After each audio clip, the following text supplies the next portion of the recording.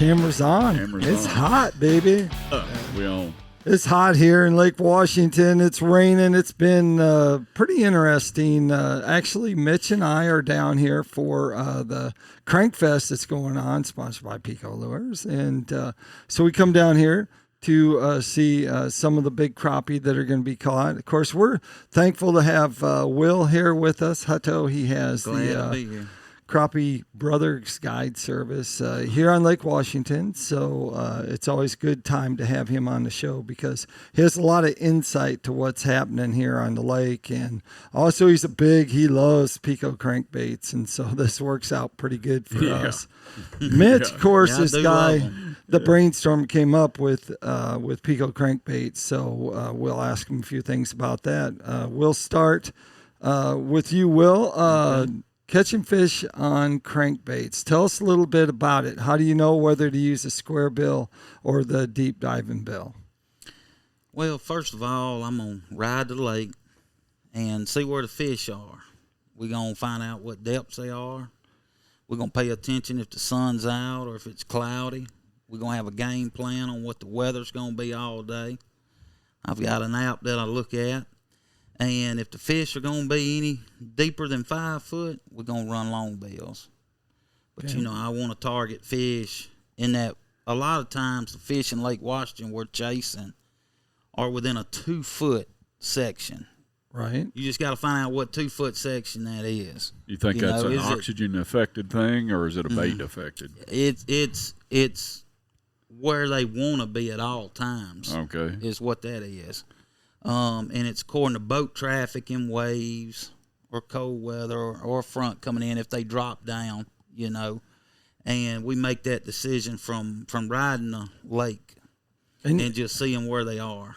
You're a big lunar moon guy, like you, Bobby Breck. I tell you what, you guys would just stay home and that was him that was sitting on that stump last night with his legs crossed, chanting and howling. That's right. That was it. That was me. That was me. Yeah. Mitch, go back to how this crankbait deal all come about because someone owned PICO Lures before the person that you purchased it from. Can you give us a quick history on PICO Lures? Quick history.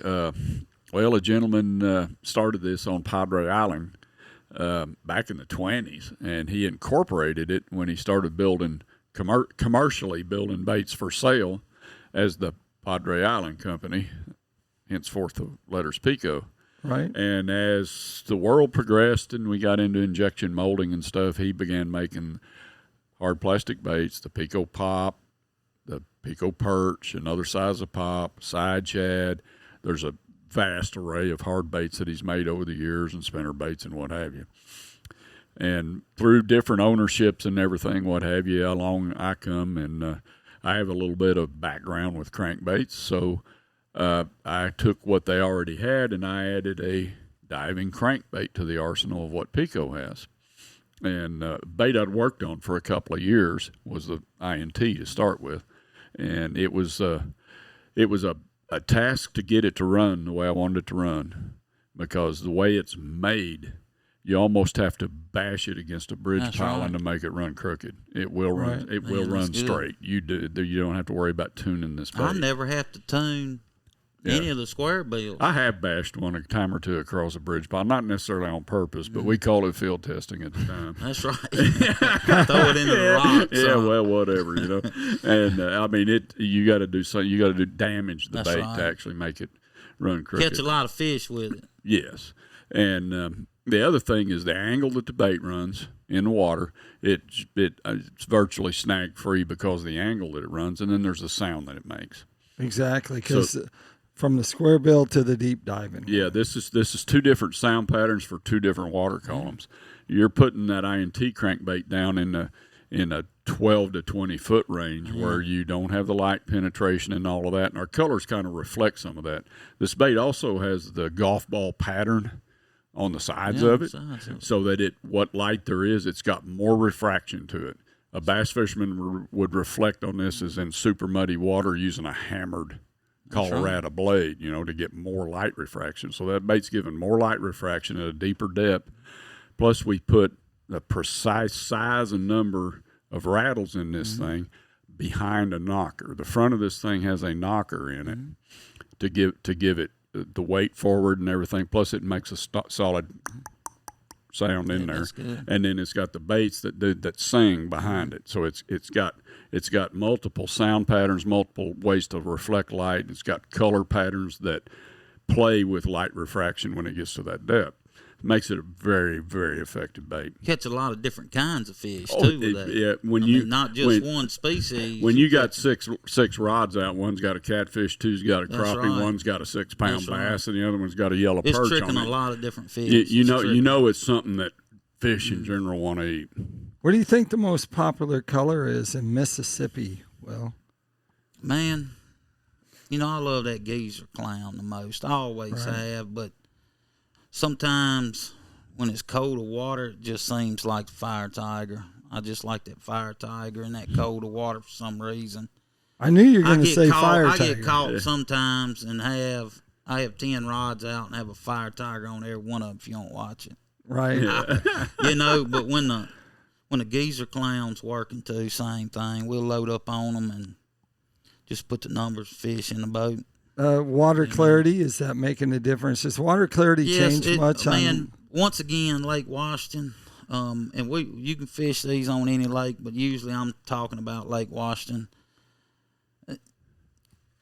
You have really got to go with something yellow or orange, something chartreuse, some kind of color like that to match this water. It's just different here. And it has a lot to do with fish up high in the water column, too, with this color of water. Right. I believe those three colors, anything like that, with the yellow and the chartreuse and orange and the Delta Lakes especially. So something like a orange bait with a chartreuse belly, man. That's right. Yeah. That's right. So, Mitch, you actually, since you have a hand in all the process of selling them and shipping them out, what is the number one color across the United States for them? Will wants to know. He's like, he turned over. Like, which one is Will's order, so I know he's not lying about the fire tiger. Yeah, I know too because I was in the boat with him and he had like, I'm like, can't you just put like a Simply Awesome on? Or, well, we called them all Simply Awesome back in cold water. Color patterns change. Color patterns change with water clarity and water temperature and whether the rain's out and the sun's coming out and the sun's shining and now it's raining and who knows. It's back during the riders camp, I was already catching fish off crank square bills. And what was people the water telling me temperature? I couldn't do it because it's the time of the year it was, and I was killing them on it.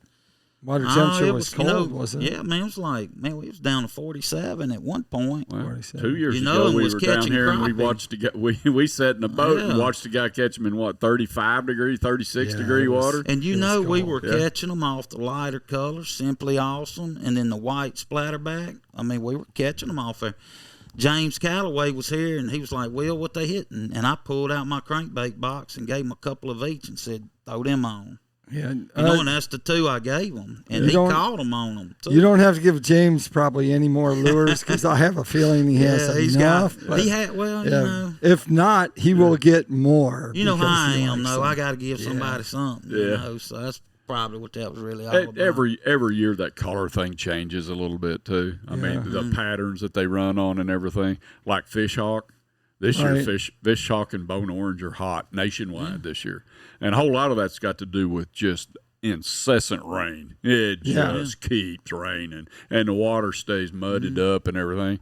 And when you've got a bluegill pattern and a molted crawfish pattern, that's what that bone orange represents. Yeah, in muddy water when a crawfish molts, he's almost just pale looking thing. Right. And I mean, the guys in Oklahoma for sure know this because their water never clears up. But those two colors right now are hot. But as we get further into summer, I'm looking for the shad pattern. Right. The Simply Awesomes and the purple and lime shad. That's fixing to change. It is. We will be. And as you see the oxygen levels start to stratify and come nearer the top, you're getting off that INT and getting more into the square bills, which is higher in the water column. Right. You know, you're forcing the fish to live above 10 foot now, so he's going to live at 8 foot and come up to 3 and 4 and 5 foot to chase the shad up. That's where everything in the water column is going to live. And that's what makes the square bill work. And so, I love it. Yeah, and so with that, there's techniques that you can use to catch crappie. You can push crankbaits and you can long line crankbaits. So tell us a little bit about pushing, Mitch, and then we'll let Will talk about long lining. Well, I cannot compete with that dude long lining. I mean, But tell us about pushing. How is that set up, and what are you using for a lure? The square bill or the deep diver? I will typically use the square bill. Okay. You know, if we're on a lake where we got to put it down 25 foot or something, that's a different story. But on these Mississippi lakes and stuff, you can take that thing and. I mean, if you let it down 9 foot, you put a bait 6 foot. On a 45-degree angle, your bait's at 6 foot. That square bill's not going to dive much below. I'm using a 3-ounce weight. Right. Next, like a Carolina rig, it's the weight goes down to the swivel. I put a 3-ounce weight on a 14 or 16-foot rod in front of the boat at about 10 degrees away from the trolling motor. Drop that 3-ounce weight down. It's got a 3-foot leader line on it with a crankbait on the back of it. And I like the square bill because it's got a different. I call it an angry wobble. Okay, where that that INT's got that tight that swimming tip of that thing. Rod jumping. That square bill. It's got that angry get out of my way wobble, and it doesn't. I'll tell you something else. I'm gonna cut you off. You may tell you one good thing about that hard wobble. I like. You can tell when the slightest piece of trash gets. Oh yeah. Or if you got a hitchhiker. You know if it's running. Or if you got one that just comes up here and hitchhiking a ride that thing quits. It will tattletale on something on that bait that ain't supposed to be there. Yeah, you bet it will. It will go from vibrating to just. The other thing in that water column, you're more prone. When I was a little kid, I grew up wading creeks. I mean, it's just what we had. And I go back as an adult and look at the places I used to just dive into and just wade, walk around. It'd take 5 grown men and a mule to get me to get back in there, you know. Well, the creek I grew up on, wade now, gators are in it. There's things. They used to not be there. Yeah, we had cottonmouths in there that would bow up on an alligator, man. But we used to just swat them with a rod and go on. Not anymore, man. Anyway, I used to catch crawdads to fish with down there, and you take a stick and you get in them weeds and rustle it around, and them crawdads come running out, and they'd run off over there in the gravel. But when they did, you could hear them. When they did, they went clicking. That sound. You could hear that tail in the water clicking, and there he's going. You designed that bait around. It took 2 years to get the sound right on that bait. I had the bait right. It took 2 years, and it doesn't have any BBs in it to rattle, so it's got that. I want to call it a natural sound that they're used to hearing. If they get anywhere near a shore and flush a crawdad, they've heard that sound before. They know when they run to it. Yeah. Well, they swim to it. It's like scuba divers tell me that you can take 2 rocks and click them together. That's right. And a bass will show up to see what it is. Man, that's awesome. And I think that bait has the very same thing. And you push it, you can put that bait in their face. I mean, if you got your electronics on and you can even if you just simple side scan and you see fish holding in 3 foot of water, man, it's just cash it in. You know, you can adjust your line, you can put it right on them. And so I know we use some of the 16-foot, 14-foot, and 12-foot power trollers by B&M rods that we used when we troll on that.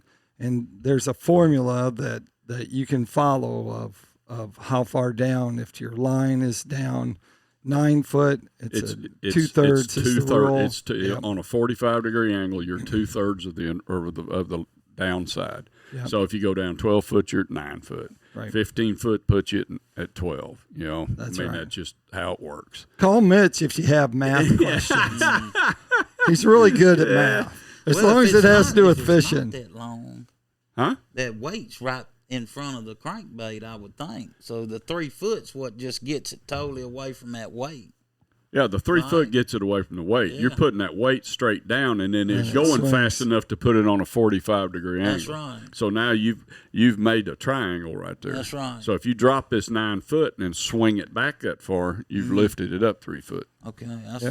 That's a good point to make right there. So, you're using monofilament leader? I do. Right? I do. Okay, off a braid to the. Yeah, I use. thing. Yep, okay. I've got rods that for the past 5 years have had the same braid on them with the same snap on them. So if I want a long line with that same one, I just unsnap that weight, put it down, 80 foot of line out with an INT on it, and I'm dragging a crankbait again. And that takes us to Will. Will, tell us about long line and what are you using for rods and what are you using for line, fishing line, and a little bit about how you're setting it up, how much line you're letting out on each pole. All right, I run 2 14s out the front, one off each side, Right. and then 2 8s right beside it off the front. Okay. And then in the back, I run 6 rods. I run 2 13s, 2 10s, and 2 8s. Okay. And that's how I run them. And I run a braid, a 10-pound braid. And I also, on the distance that we run is always going to change according to the fish, where they're at in the water column. Right. If they're really high, I'm only going to run 30 feet back on the front, front 2 rods. I mean, it's not far back at all. Right. And then the outside rods in the very back are 30 foot as well. And then we'll put some about 40, 35 to 40. Right. That'll drop them down just a little. Once again, I'll say again, they usually are in a 2-foot section. So I want the 30-footers to be right above their head. You've got aisles that you're running the baits. That's right, that I'm running the Yep. baits. And I'm running them, 30 foot to get them down to the top of those fish. And then 35 to 40 to get them down, about midways of them. fish. Yep. And then a lot of times your bigger slabs might be just under them a little bit.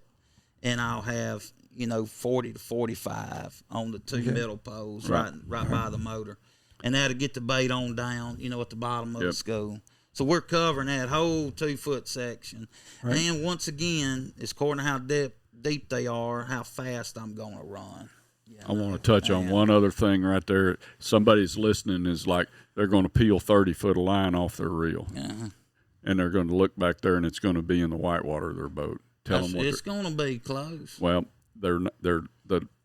if you've got your rod sticking up on this angle, you're only going to have 5 foot of line in the water. That ain't where you start counting 30 foot. I don't. Yeah, I see people do that. I don't run my rod tips up though. Right. So that'd make a difference too. Like he's saying, you would change what I said if your rod tips. You are start up. Counting line out where it hits the water. Where it hits the water. Right. That's right. Then so you go 30. That's a mistake I see people making all the time when they You're troll right. crankbaits. Well, you said put it 60 foot back. Well, the first 40 foot of it is still out of the water. You're running a bait. I like to run my rods down low.